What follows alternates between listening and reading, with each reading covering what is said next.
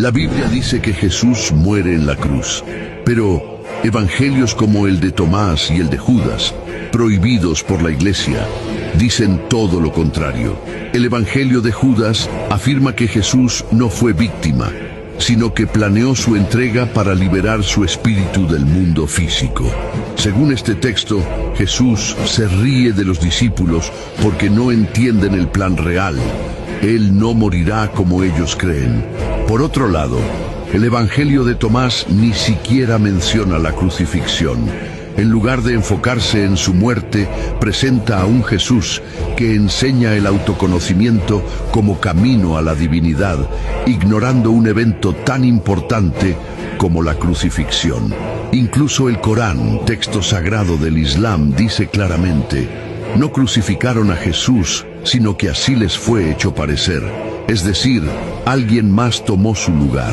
Tal vez la imagen de un Jesús sangrando en la cruz no es historia, sino narrativa impuesta. Una verdad más cómoda para el poder, pero no necesariamente la real. ¿Por qué la Iglesia impuso el calendario gregoriano, borrando el juliano de la faz de la tierra? La historia oficial dice que fue para corregir un error astronómico, pero la verdad podría ser mucho más oscura. Antes de 1582, el mundo usaba el calendario juliano, creado por Julio César. Funcionó por más de 1600 años, pero tenía un pequeño detalle: cada año se atrasaba 11 minutos.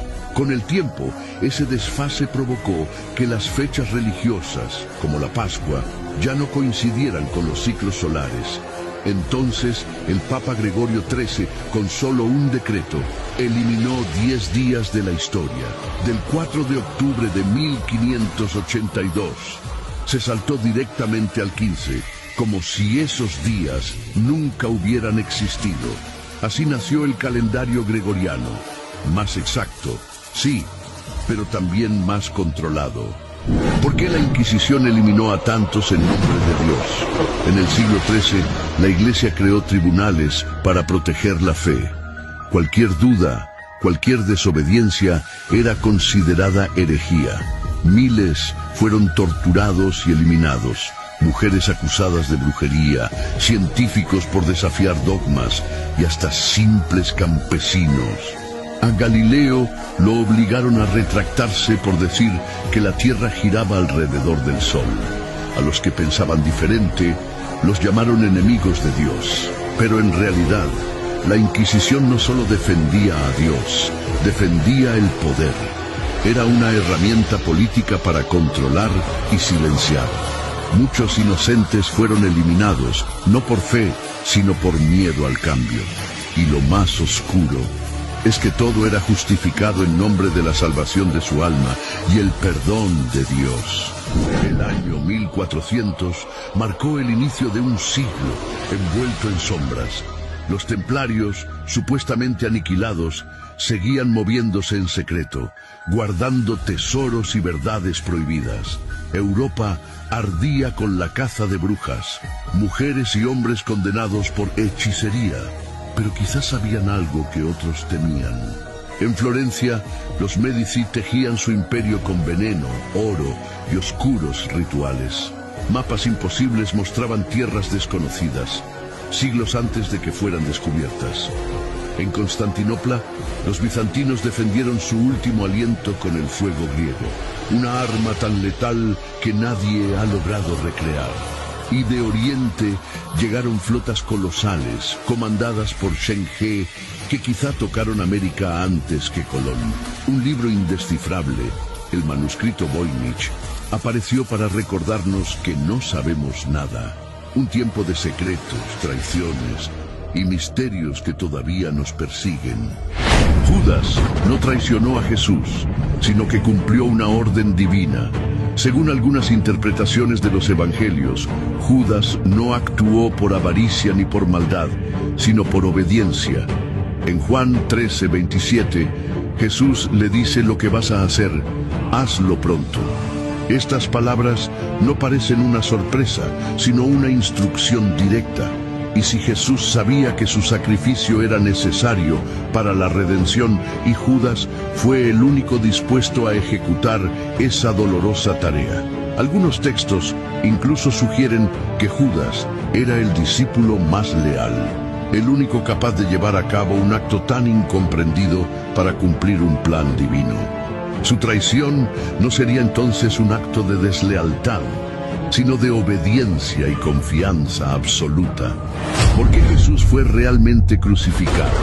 No fue solo por proclamarse el Hijo de Dios, fue por algo mucho más peligroso. Jesús desafiaba el orden, no temía hablar contra los poderosos, exponía la corrupción del templo y alteraba el equilibrio político entre Roma y los líderes religiosos. Para unos era un Mesías, para otros una amenaza.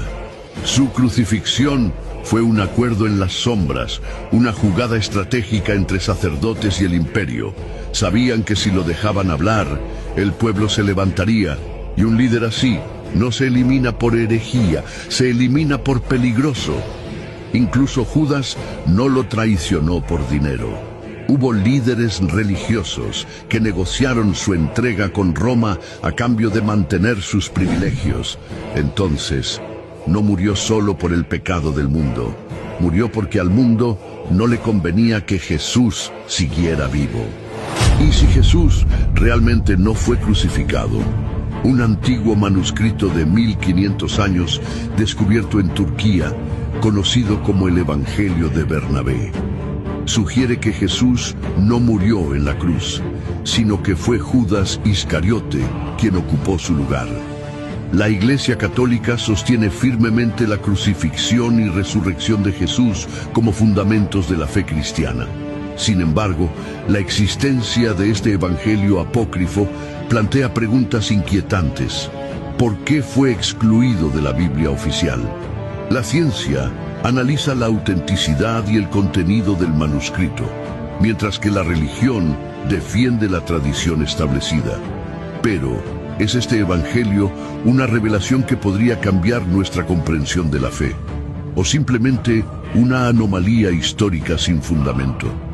¿Y si Dios del Antiguo Testamento no es el mismo Dios del que habla la Biblia? En los primeros libros vemos a un Dios que destruye el mundo con un diluvio, que ordena guerras, que castiga generaciones completas. Un Dios celoso, severo y temido. Pero luego aparece Jesús hablando de amor incondicional, de perdón y de misericordia infinita.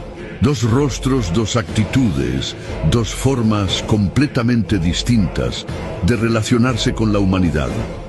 ¿Es simplemente una evolución en la forma de entender a Dios, o estamos hablando de algo más profundo? En los primeros siglos del cristianismo surgió una idea peligrosa. Un hombre llamado Marción de Sinope afirmó que el Dios del Antiguo Testamento no era el Padre revelado por Jesús. Decía que el creador del mundo material era un ser inferior, poderoso, sí, pero imperfecto, un demiurgo que gobernaba mediante el miedo. La Iglesia lo declaró hereje. Sus escritos fueron eliminados, su nombre casi borrado de la historia, pero la duda quedó flotando. ¿Por qué hay judíos viviendo en Irán desde hace más de 2000 años? La respuesta nos lleva a un imperio olvidado por muchos, pero clave en la historia. En el siglo VI a.C., el poderoso imperio persa, gobernado por Ciro el Grande, conquistó Babilonia. En ese momento, miles de judíos estaban exiliados lejos de su tierra. Pero en lugar de oprimirlos, Ciro hizo algo inesperado. Les permitió regresar a Jerusalén y reconstruir su templo. Algunos volvieron. Otros decidieron quedarse en Persia, lo que hoy conocemos como Irán. Desde entonces, la comunidad judía ha existido ahí por más de 2 milenios. Sobrevivieron al imperio persa, al imperio parto, al sasánida, incluso a la llegada del Islam en el siglo VII. Irán no siempre fue enemigo de Israel. De hecho, en la Biblia, Ciro es visto casi como un instrumento de Dios. Hoy, a pesar de las tensiones políticas entre el gobierno iraní y el Estado moderno de Israel, todavía existe una comunidad judía en Irán. Tienen sinagogas, representación parlamentaria y una historia que pocos conocen. Entonces, la verdadera pregunta no es por qué siguen ahí, sino cómo lograron permanecer durante guerras, revoluciones y cambios de imperios. ¿Tú qué piensas?